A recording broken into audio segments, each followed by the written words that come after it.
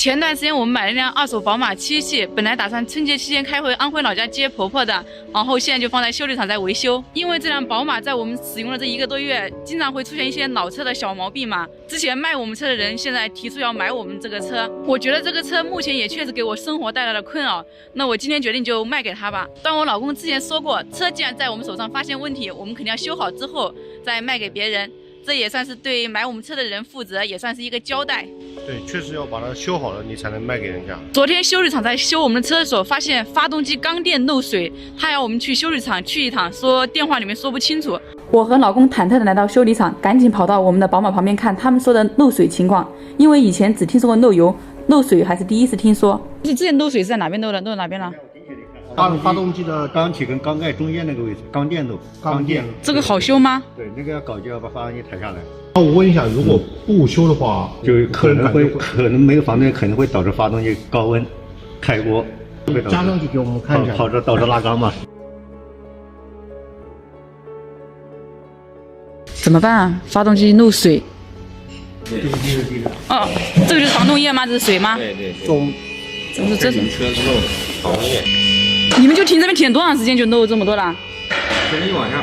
哪怕它再怎么漏，我们把它全部整修好，卖给人家。我不可能有问题卖给人家。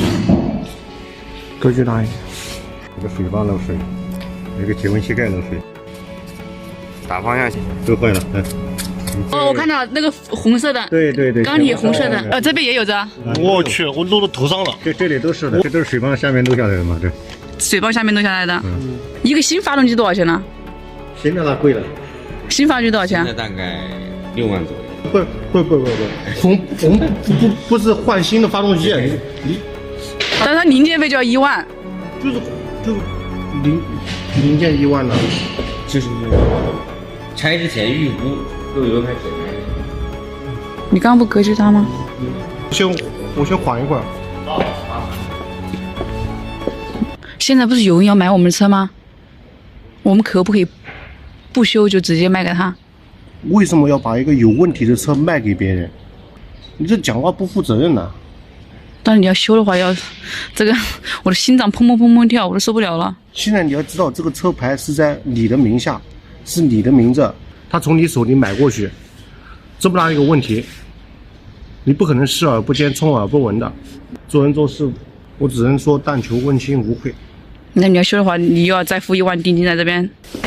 这个东西呢，刚才也查了一下，也咨询了一下，我感觉说大不大，说小确实也不小。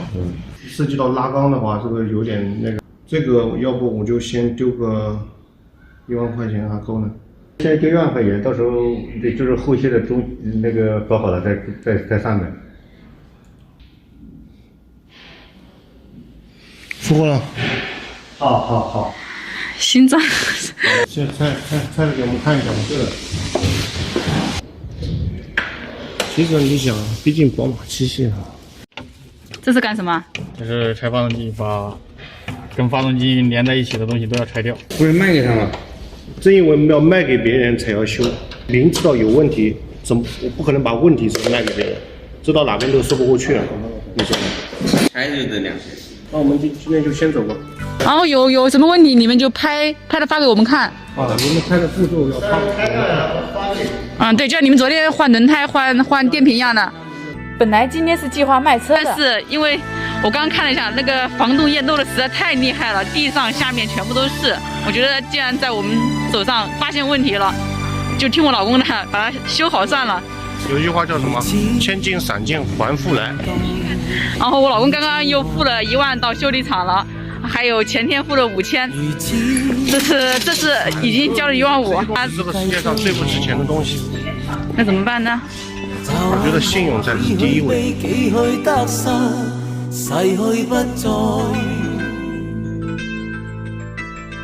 我更要你每分支持與真愛。